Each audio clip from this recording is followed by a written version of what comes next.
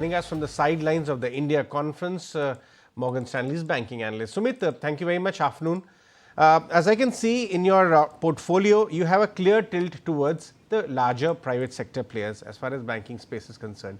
First of all, I want to talk about the narrative which is building up that credit growth argument is still very strong here in India, but it is actually the NIMs which may come under pressure. Now, the degree may vary among large banks, which bank some banks are shielded in terms of NIM pressures, but what is the kind of range do you see the impact coming in the next 4 to 6 months, quarters, sorry, as far as the NIMs are concerned? Yeah, thanks a lot for having me on the show. With respect to margins, over the last 4 quarters, we've seen a material decline in margins at Indian banks to the extent of 30 to 50 bips, depending on the bank we're talking about. I think so the pace of margin decline will moderate meaningfully over the next 12 months, assuming no rate cut from the RBI. We expect margin decline to be in the range of around 10 basis points. What has happened is that bulk of the term deposit rate hike is now priced in. The term deposit rates are still moving up, which means that deposit costs will continue to rise. Not to forget that CASA ratio is also moving lower. But the extent of decline will be manageable. Banks have some wherewithal to shift loan mix towards higher margin assets. And to an extent, there is some normalization in competitive intensity. So overall, the margin decline should be to the extent of 10 basis points for the sector. Okay, so that's an interesting bit. But Sumeet, I want to understand what are the major discussion points in the conference which is underway? What kind of questions are investors and experts asking you? Is it just about the credit growth? Is it about the asset quality, the RBI actions? What's on the mind of investors? So the biggest question is on deposit growth. A lot of investors are worried about deposit growth because currently deposit growth at 13% is running below system loan growth of around 15 to 16%. And most of the investors are looking for a framework to understand and take a call on where deposit growth will be. Our view is that deposit growth will continue to improve gradually.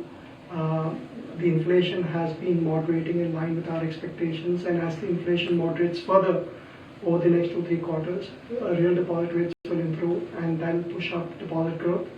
Also, we expect the government to start spending, and that will also improve liquidity at the system level, which means the deposit growth should not surprise negatively.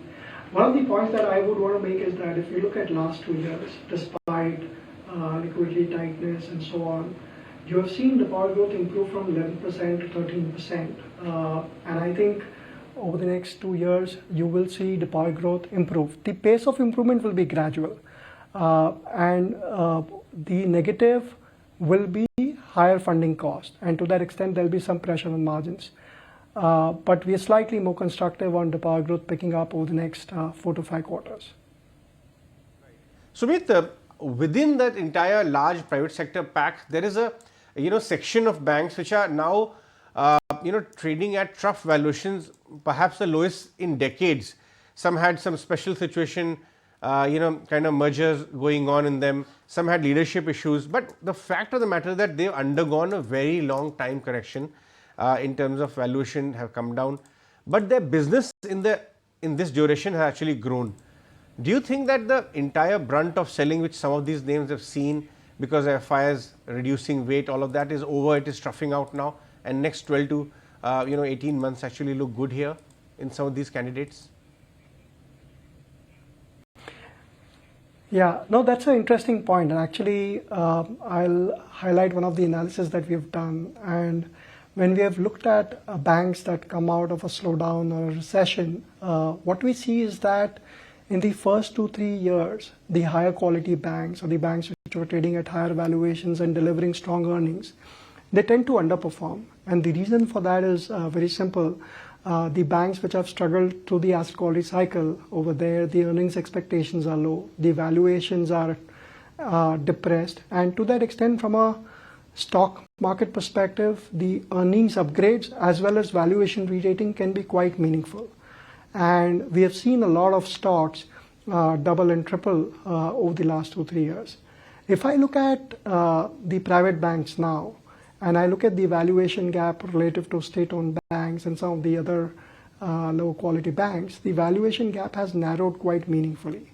And which is why over the last 1 year, we have been shifting our preference from some of the lower quality private banks or some of the lower quality state-owned banks to large private banks.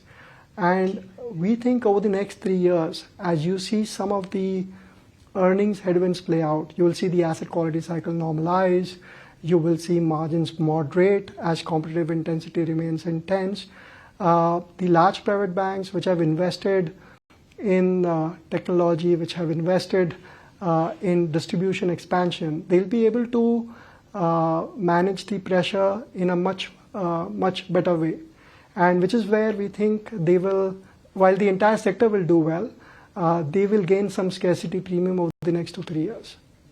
Okay, some of them will get the scarcity premium, but one space which was scarce and is no longer is the public sector entities, right? Because I'm going through your list of recommendations. You have upside of anywhere between 25 to 30% on IndusInd, AU Small Finance Bank, ICICI, Kotak, etc.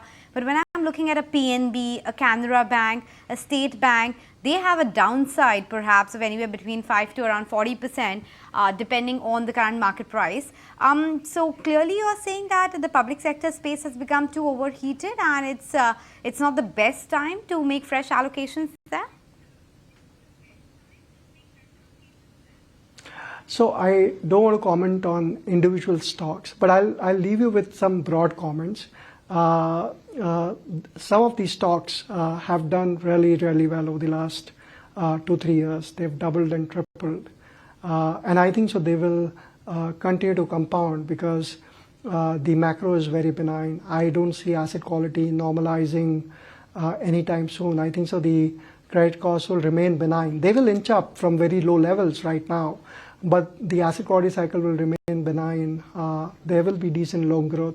So I think so you will see earnings continue to compound across the sector, be it state-owned banks or private banks.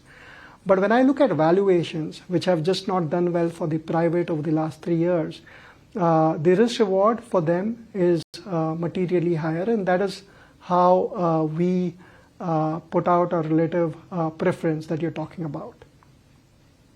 I want to also talk about some of the names which have very interesting, CV tilt, or even there are certain ideas where there are stated promoter commentary of aim or interest in raising stakes. Some of these banks have their entire deposits, they are kind of shielded in the margin theory as well. When the margin compress or further from here on, they are relatively shielded. What are your thoughts on names such as these, or even some of the names which have more tilt toward SMEs? Yes, they have done very well in the last few quarters and now kind of sobered down their growth outlook, but do you have compounding opportunity in these kind of ideas as well? Yeah, I think so you're talking about some of the mid-sized private banks. So as a group, the way in which I think about them is over the last 3 years, they have focused on improving the liability franchise. They've been hurt because a rising rate cycle is negative for some of the mid-sized private banks. But what is going to happen as liquidity improves, as the rate cycle turns, these banks will be able to hold on to margins much better than some of the other weaker banks. So from a 2-3 year perspective, I think so the space is interesting. But I just want to be very clear, within the entire banking space and within the private banking space, we have a tilt towards the larger players rather than the smaller players. We think the larger players have invested in technology, they have economies of scale, they have improved underwriting practices, and when I see through cycle, I think so they'll be doing much better than the mid-sized players. But yes, there are stocks which we like in the mid-sized space as well. As a bucket, we like large players more than small players. Yeah. Okay, so the tilt is towards large versus mid, but of course there are select opportunities. I also wanted to get your sense regarding the latest RBI actions that we have seen, and I'm talking about both NBFCs and banking names combined. There's that increased vigil around unsecured lending. They're talking about CDR in a very emphasized manner. All of that, do you think, is something which is warranted, or there are some shocks in the system that we should perhaps be prepared for? What's your view on the asset quality and the unsecured end of the book? Because a couple of those banks are now going back to the corporate lending and moving away from retail. Yeah. So our understanding of the RBI measures is that a lot of them are proactive.